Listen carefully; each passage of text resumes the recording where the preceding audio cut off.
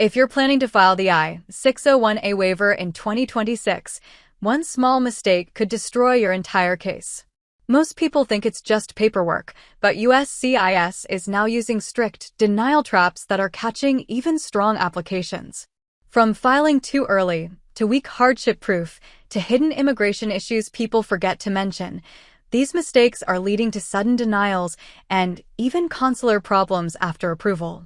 In this video, we'll break down the exact traps you must avoid so your case doesn't get rejected or delayed for years. Hello everyone. Welcome back to our channel, Just Immigration News.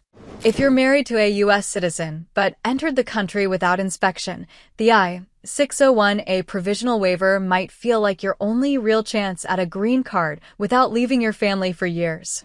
But here's the reality in 2026. Approvals are getting stricter, requests for evidence are increasing, and even strong-looking cases are being denied for avoidable mistakes. So before you file, you need to understand not just what this waiver does, but where most people are getting trapped. How the I-601A waiver actually works in immigration cases. The I-601A waiver is designed to solve one very specific problem: unlawful presence. Normally, if someone entered the U.S. without inspection and then leaves for a green card interview, they trigger a 3-year or 10-year reentry bar. This waiver allows you to request forgiveness for that unlawful presence before leaving the U.S., so your consular interview becomes safer and more predictable. But here's the key point. It only covers unlawful presence. It does not forgive fraud, criminal issues, prior deportations, or any other immigration violations. That misunderstanding is where many cases begin to fall apart. Who still qualifies in 2026? To be eligible today, you generally must: 1. Be physically in the U.S. and at least 17 years old.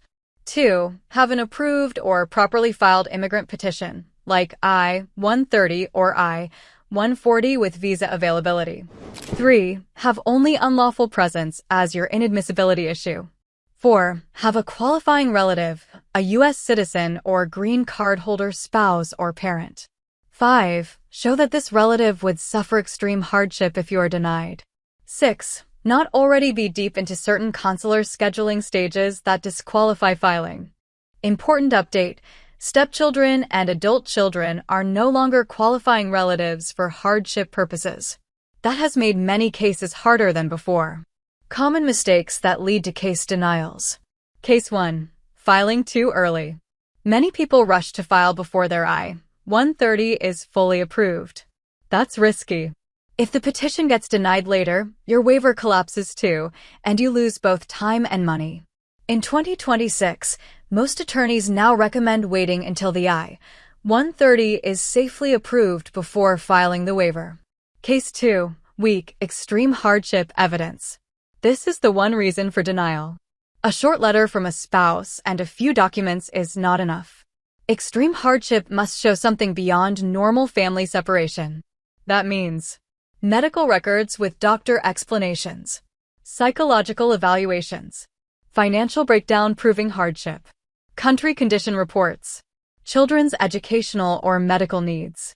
Strong cases often include 150 to 300 pages of evidence.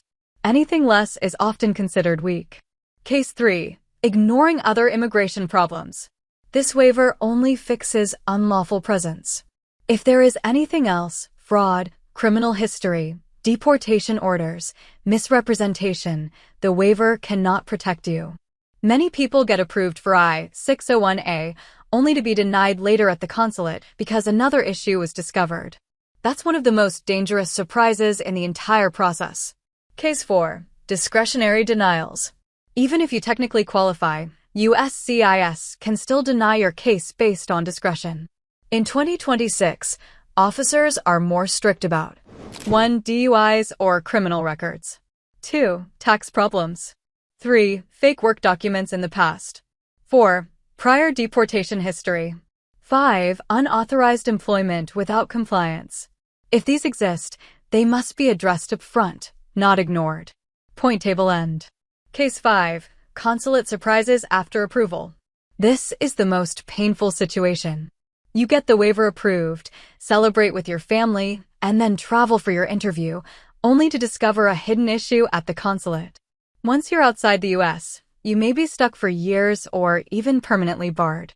That's why full pre-consular review is critical before leaving. When you should not risk consular processing. Even with a waiver, some cases are too risky, especially if there is 1. A prior deportation order. 2. False claims to U.S. citizenship. 3. Multiple illegal entries. 4. Serious criminal history. 4.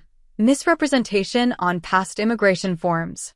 In these cases, other legal strategies may be safer than leaving the country.